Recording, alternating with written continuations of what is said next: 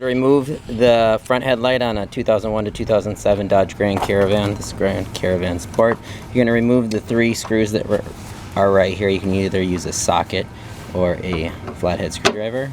So here she is removing those. And it works nice to set those somewhere, so we're just going to set them up here.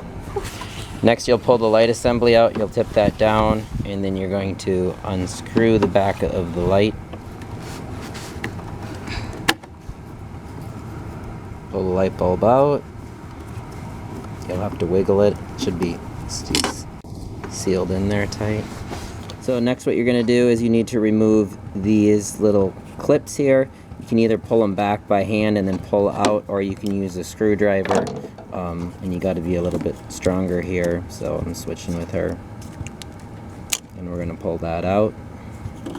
Next you're going to take your light bulb, and you don't want to touch it, so it's good to wear gloves or just be extra careful not to touch the glass. And we're going to put that light bulb in, and there's a little slot on here, so we'll just put that in and spin it until it drops into place.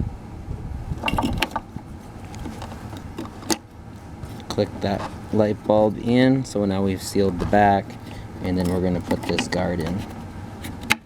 Once we have that all installed, we'll just slide it back together. We're just going to set our screws here.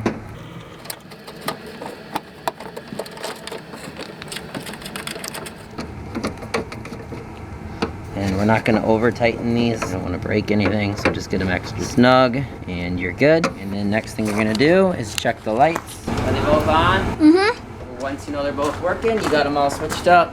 And as always, please like and subscribe. Thanks for watching. Appreciate it.